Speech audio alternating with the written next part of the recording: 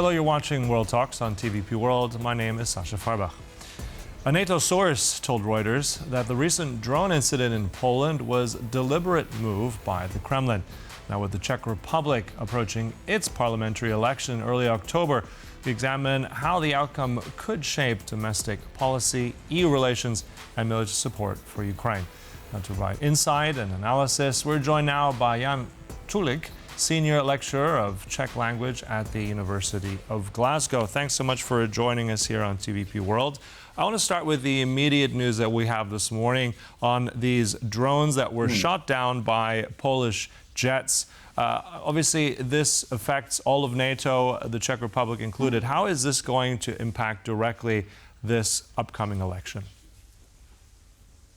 Well, that's an interesting question. Good morning. I've just looked at some of the Czech websites. Obviously, the incident with the drones is reported in quite a lot of detail. So it is worrying for the Czech Republic, just as it is for Poland, if it's true that Putin is now being aggressive even to countries beyond Ukraine. The situation in the Czech Republic, before this incident, I was going to talk about the probability whether the populist Andrej Babiš might win the forthcoming election. And as you know, Babiš has said recently that if he wins the election, Czech Republic will stop sending arms to Ukraine. He's a populist, and he just basically says whatever he thinks is popular in order to win the election. I am not quite convinced whether if he really did, even before this incident, if he really did win the election, whether he would actually cancel all the all the sending of the arms to Ukraine. But of course, the existing right-of-center government of Petr Fiala will be horrified by this situation, and you might well ask if Babiš actually is anti-Ukrainian in his recent pronouncements, and I have to say that all these pronouncements came before this morning, and I don't think Czech politicians have made any statements about the Polish situation this morning. It is fairly early. You might well ask why there are people in the Czech Republic who would be pro-Russian under this situation or anti-Ukrainian. Well, there are some. We could talk at some length why this is. I was talking to a Czech diplomat, just a couple of days ago, and we were actually wondering why would there be some people who would be anti-Ukrainian. You know, I think in Poland you've also had this situation that some Poles were saying, there are too many Ukrainian refugees here. So a similar situation has been existing in the Czech Republic. Whether the current drone attack of the penetration on Polish soil will change these moods, that's a question. Mm-hmm. I mean, there's a lot going on, as you said, that Babiš is still, at the last figures that I've seen, polling, and his party, ANO, polling the highest, roughly around, let's say, 30%, with just a few weeks away to parliamentary elections. I mean, it looks like even if, let's say, that is held on, or it even increases, or maybe decreases a little bit, you cannot govern alone. So I'm just curious as well on how, even if we're looking at this security incident in general, how those dynamics would impact Babiš at the helm once again. That looks like a fractured government. What would a Czech government look like, especially with, as we already said, Ukraine or EU policy in the future? Well, I have to say that obviously the Czechs are kind of enclosed in their little kind of enclosure amongst the Czech mountains, and often it is obviously the local issues that basically govern what's going to happen in the elections. And there is a problem.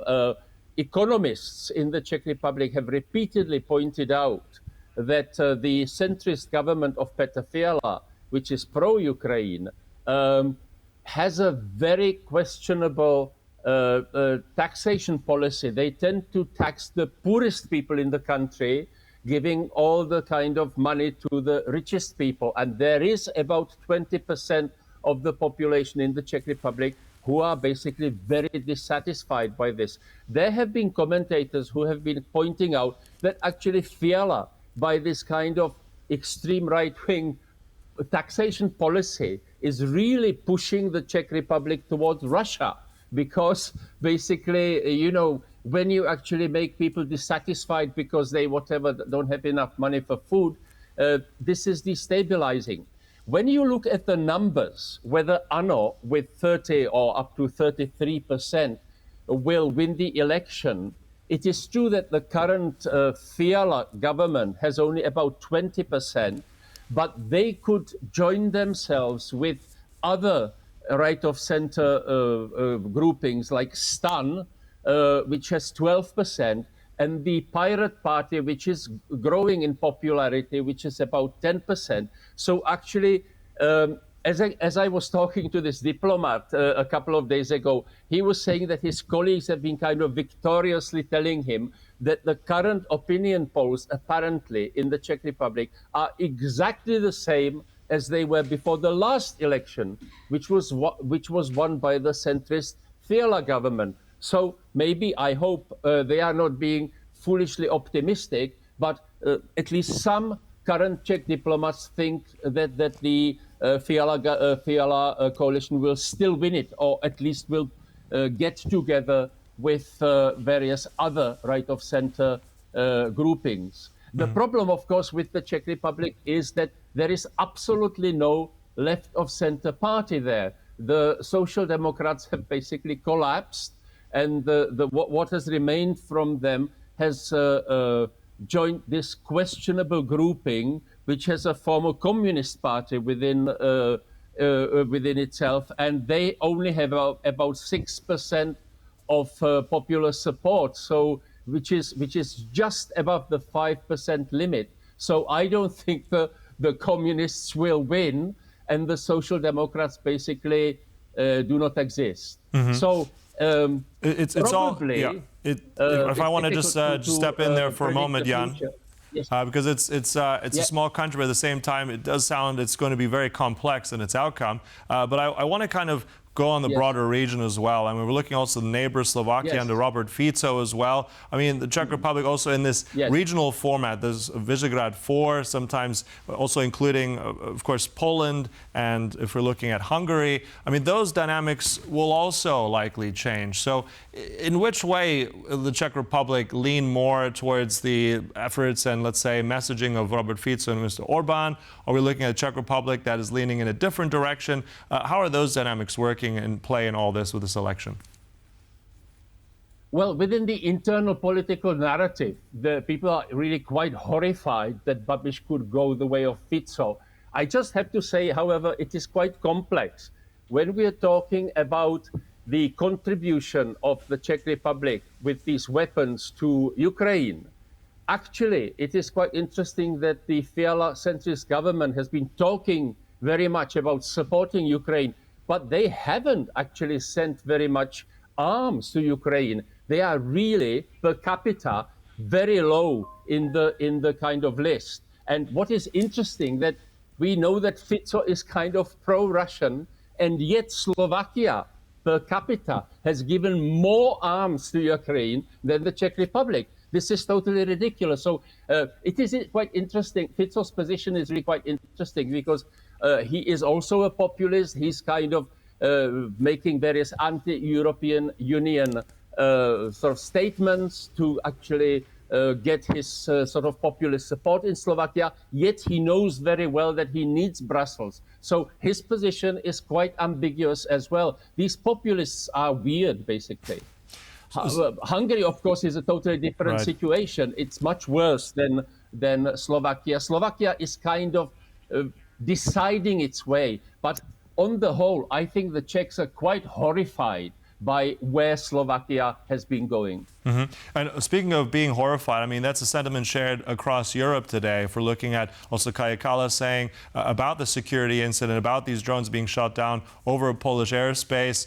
There's solidarity. It looks like a Russian provocation, deliberate. Also, we're hearing that from certain NATO sources. We're hearing that also from the general staff in Poland. Now, as you said, on that weapons shipment, that's an interesting point there. I want to ask you on that ironically, if it's true that Fico may be sending more weapons to Ukraine and the industry, the arms industry in Slovakia, will this incident today, will that be the moment, as you put it, the horrified moment that might now push the Prime Minister, Petr Fiala, into actually pushing more arms, sending that directly into Ukraine? Because obviously that helps Ukraine ward off any of these things. Will this be that moment? Will that sway the Prime Minister in Prague?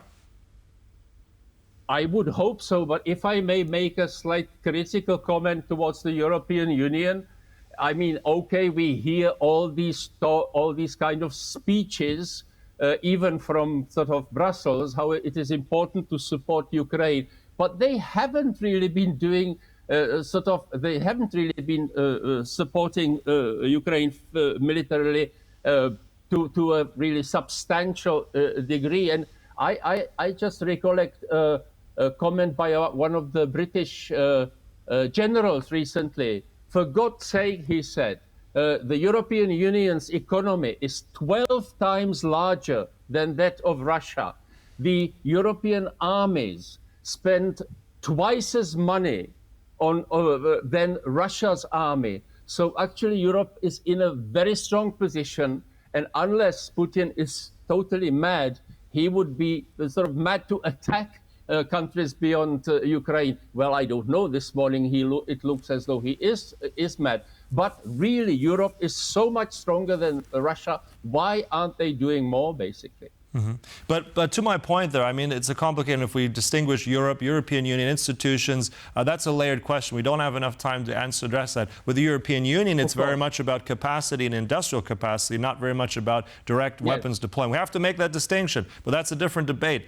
On the security element, I just want to ask you, Jan, again, will this security incident now push the Prime Minister in Prague to make more weapons available to Ukraine, as we just hinted at earlier? I would hope so, but of course you're asking me a question about the future, and as an analyst, I am very reluctant to make judgments about what somebody would be doing in the future.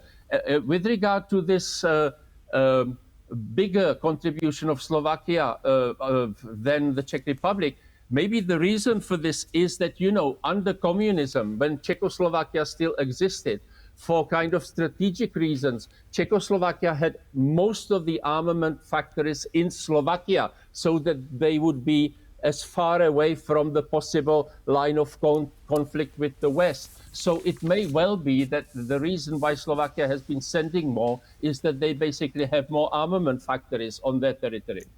All right, and that's exactly what I think some of these mechanisms from the European Union aim to address, now, more industrial capacity. Yeah, I'm just saying that that's exactly what that deficit of arms factors, he said, that's what part of the plans that Europe is trying to address. But look, I think what will be key here is watching, as you said, analyzing what will happen next. The security incident will for sure be part of this upcoming Czech election. We'll analyze it further, I'm sure. We'll close it there. Thank you so much. That was our guest here this morning, Jan Čulík from the Czech Republic. Really appreciate it. Thank you. Bye-bye. And thank you for joining us here. There's much more coming up, so stay tuned to TVP World. Goodbye.